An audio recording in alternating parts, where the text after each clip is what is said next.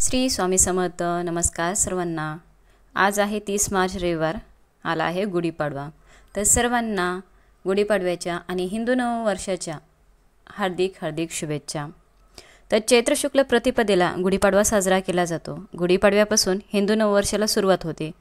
गुढीपाडवा हा सण 3.5 मुहूर्तापैकी एक मानला जातो. गुढी उभारणे हा महत्त्वाचा भाग आहे.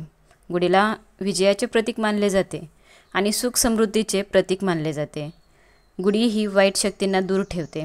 गुढीपाडवा हा 3.5 मुहूर्तापैकी एक मानला जातो, म्हणून या दिवशी काही उपाय करायचे असतात. खूप प्रभावी उपाय सांगणार आहे.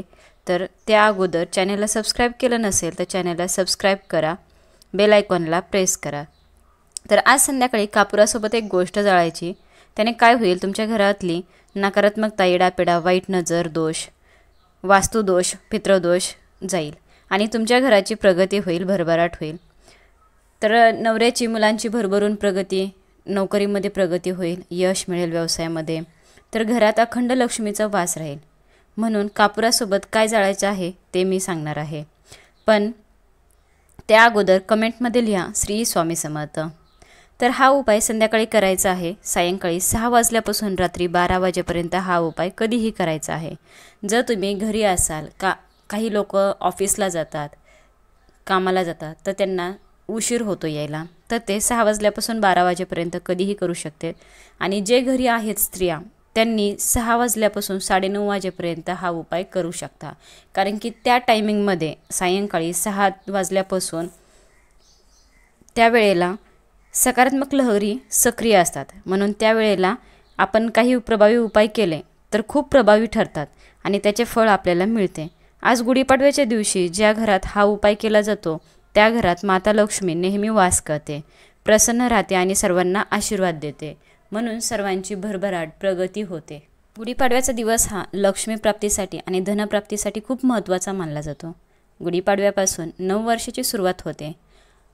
आपल्या नवीन वर्षात प्रगती व्हावी म्हणून हा उपाय करायचा आहे. जेव्हा आपण कापूर जाळतो त्याने आपल्या घरातील नकारात्मकता, दारिद्र्य नष्ट होत असते.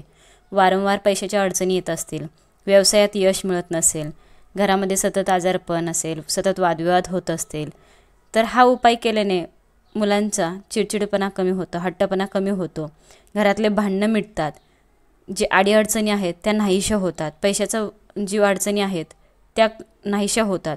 म्हणून पितृदोष, वास्तुदोष जो आहे तो कमी होतो. त्यामुळे घरात भांडणे होत नाहीत, आर्थिक परिस्थितीमध्ये सुधारणा होते, व्यवसायात यश मिळते, भरभरून प्रगती होते. तर गुढीपाडव्याच्या दिवशी केलेला उपाय वाया जात नाही. तर उपाय करण्यापूर्वी घराचे दारं, खिडक्या उघड्या ठेवायच्या आहेत. हा उपाय करण्यासाठी मातीची पंती घ्यायची आहे. जर मातीची पंती नसेल तर एक प्लेट घ्या किंवा कापूर जाळायचं भांडं घ्या. तर कापूर जाळायचं भांडं नसेल तर एक प्लेट घ्या. त्यामध्ये तांदूळ घ्यायचे आहेत, थोडेसे तांदूळ घ्यायचे. त्या तांदळावरती भीमसेनी कापराच्या 5 वड्या ठेवायच्या आहेत. आणि जर तुमच्याकडे भीमसेनी कापूर नसेल, साधा कापूर तुम्ही वापरत असाल तर तो साधा कापूर घ्यायचा आहे. त्याच्यासोबत आपल्याला 3 वेलची घ्यायची आहेत. हिरवी वेलची घ्यायचे 3, 2 अखंड फुलं असणारी लवंगा घ्यायच्या आहेत आणि 1 तमालपत्र म्हणजेच तेजपत्ता घ्यायचा आहे. तेजपत्ता कापुरासोबत जाळल्याने घरातील अडीअडचणी दूर होतात. यानंतर एक आसन घ्यायचं आहे, त्यावर बसायचं आहे आणि त्या प्लेटमध्ये तांदळावरती कापूर ठेवून लवंग, वेलची ठेवायची आहे आणि कापूर प्रज्वलित करायचा आहे. तर तुम्हाला त्यावर शुद्ध गाईचं जे तूप असतं त्याचे 2 थेंब टाकायचे आहेत. जर नसेल तर नाही टाकले तरी चालेल. तर ते तमालपत्र तुम्हाला उजव्या हातात घ्यायचं आहे, कापुरावरती धरून कापुरासोबत जाळायचं आहे. जाळत असताना तुम्हाला 99 मंत्र म्हणायचा आहे. तर तुम्हाला 99 मंत्र म्हणायचा आहे. 99 मंत्र हा नित्यसेवेच्या पुस्तकात आहे. पान नंबर आहे 36. त्याच्यावरती 34 पान नंबरापासून मंत्र भेटतात. त्याच्यामध्ये 36 पान नंबरवरती हा मंत्र भेटेल तुम्हाला. 99 मंत्र आहे ओम ऐं ह्रीं क्लीं चामुंडाय विच्चे. हा मंत्र म्हणत तुम्हाला तेजपत्ता कापुरावरती धरून जाळायचा आहे. त्यानंतर ते भांडं घेऊन संपूर्ण घरामध्ये त्याचा धूर फिरवायचा आहे. मुख्य दरवाजावर सुद्धा त्याचा धूर फिरवायचा आहे. नंतर ते भांडं देवघरासमोर ठेवायचं आणि ते जोपर्यंत जळत आहे तोपर्यंत 99 मंत्र म्हणत राहायचं आहे. ते जळल्यानंतर निर्माल्यामध्ये टाकू शकता। तर असा हा छोटासा उपाय करायचा आहे सायंकाळी। तर प्रत्येक स्त्रीने हा नक्की उपाय करा आणि अनुभव घ्या। व्हिडिओ आवडल्यास लाईक करा आणि हा व्हिडिओ जास्तीत जास्त लोकांपर्यंत शेअर करा, जेणेकरून की ही माहिती सर्वांना भेटली पाहिजे, पोहोचली पाहिजे। तर सर्वांना धन्यवाद।